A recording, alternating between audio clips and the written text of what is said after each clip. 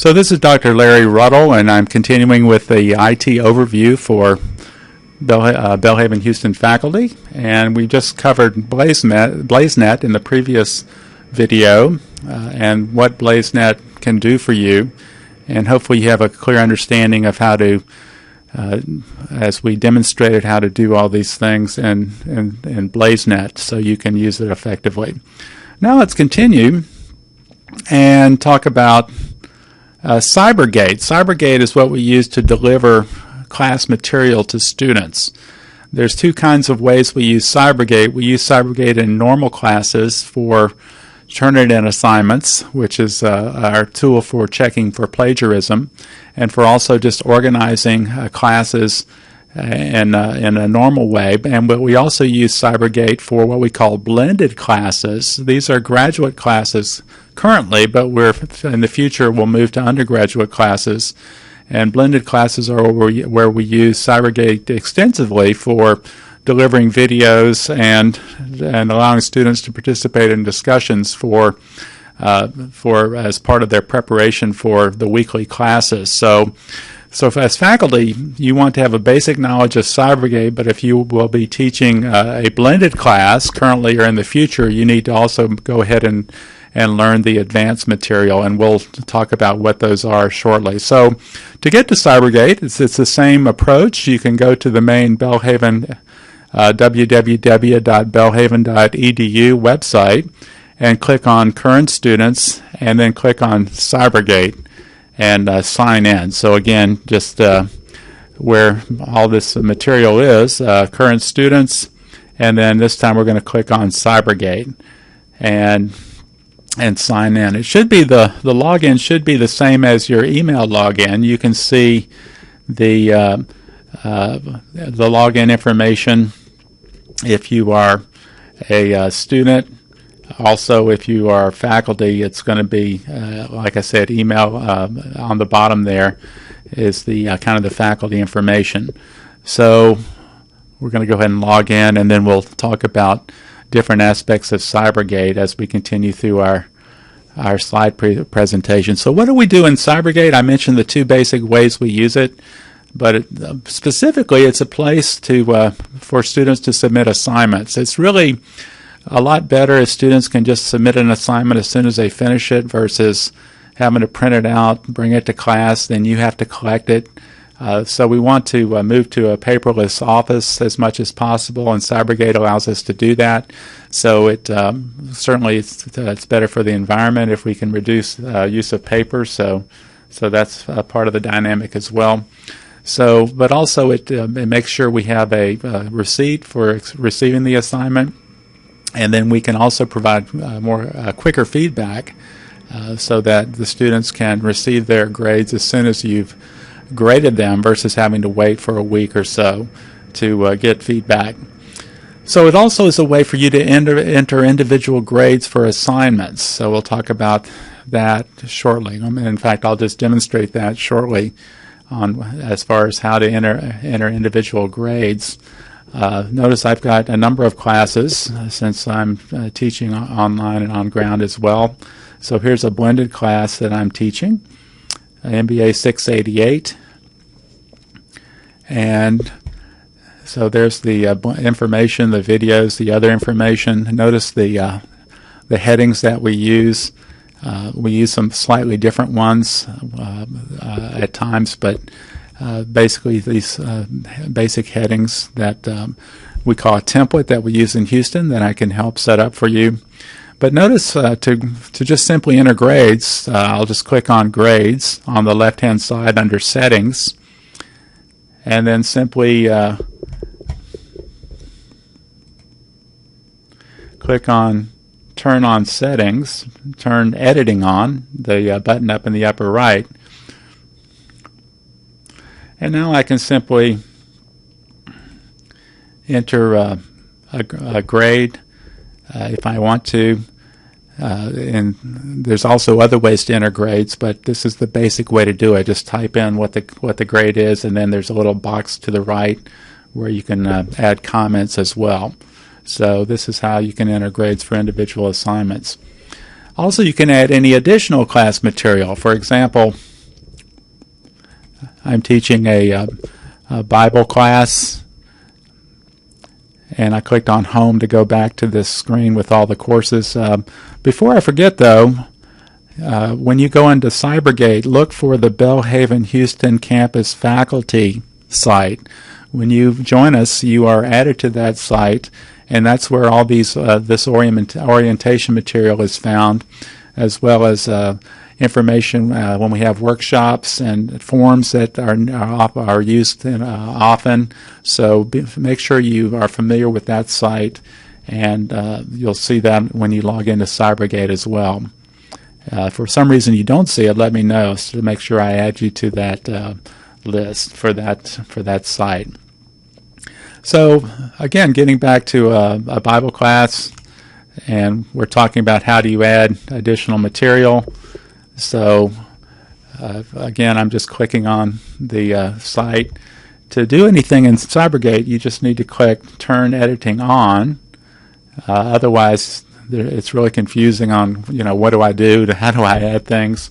And then usually if I'm just adding a file, like I added social responsibility and politics, just information about the Bass Field Service, I wanted students to be familiar with that. Difference between, so these are articles or websites I want students to reference. So I can just click on Add an Activity or Resource on the button there, and I can say I want to add a file, for example, and just click on Add, and then just give the file a title.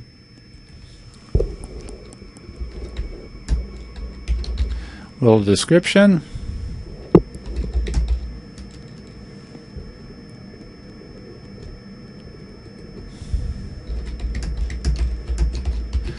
And then to add the file, you simply just go into Windows, open up, and you can just click and drag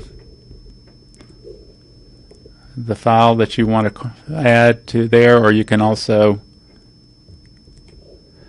click on Select Files. I think that will do it as well. As far as display goes, I usually want the file to be in a new window, and then I just click on Save and Return to Course. And then you'll see the resource there. There's the little blue cross there is how you can move that if you want to move it or indent it, and that's how you can add additional information. So Cybergate's good for that. I'm going to delete this to get it out of the class there. So continuing on, assign groups and set up group discussions.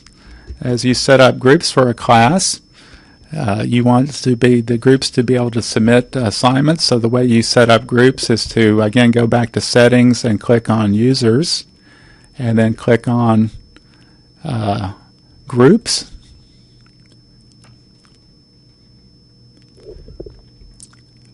And then you basically create a group, first of all,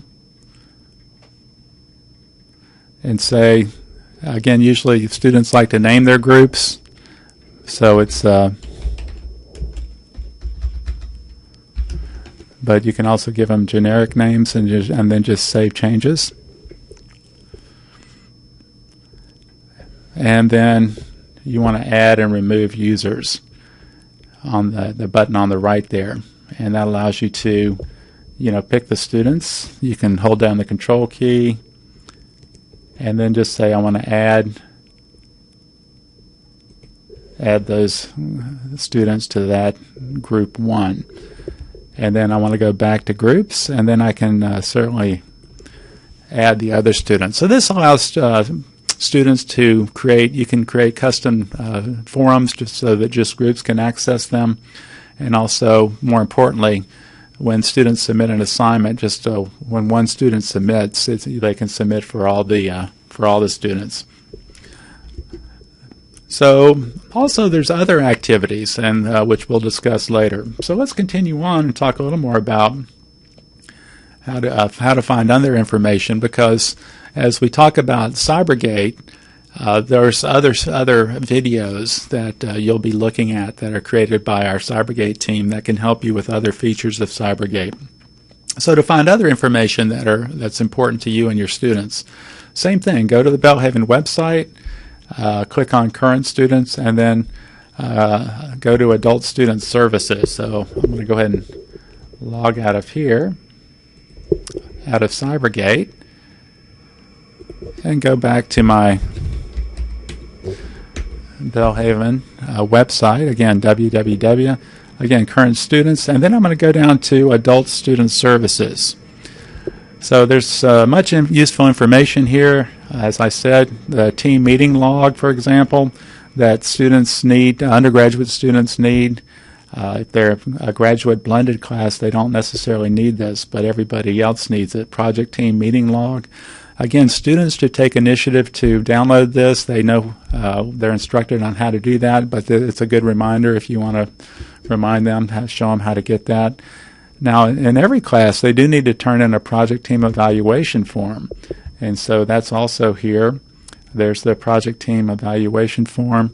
So just remind students to download that for themselves. You should not, copy it for them. Just remind them of where it is and how they can get it. Evaluation of oral presentation. This is also in the Belhaven faculty Cybergate site that I mentioned, but also it's also here, evaluation of oral presentation, a sheet that you can use to do that. Attend student handbook, so it's right there on the left. Also the attendance waiver. Again, this is in the Belhaven Houston Cybergate site, but it's also here, attendance waiver. So if a student misses a second class due to work, we also somewhat allow medical situations, but they have to get that signed off on by their boss, and also you have to assign them 4 hours of additional work to make up for that class that they missed. So that goes into that attendance waiver that the student should take initiative to fill out. So back to Cybergate, as we think about the orientation,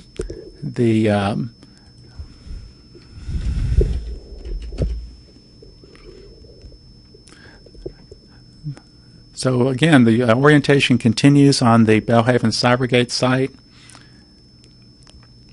And there's going to be, so go back to Belhaven Houston faculty, go to the section that says orientation, and there you want to look at, if you're a business faculty member, undergraduate business faculty member, look at the comprehensive business exam section and the student information file, and look at the knowledge items that are required for your content area in business. Make sure you review that. Again, this is part of your orientation. Watch Cybergate basic videos, review faculty manuals. All this is in the Belhaven Houston faculty manual, Cybergate site. So find topics for classes you teach, and note, review most recent faculty workshop. And then for graduate business faculty members who are teaching blended classes, make sure you also do those advanced videos so you can handle the blended class format. So that's it. Thank you for your attention, and we look forward to an exciting time with you here at Belhaven Houston, and with an understanding of the IT systems.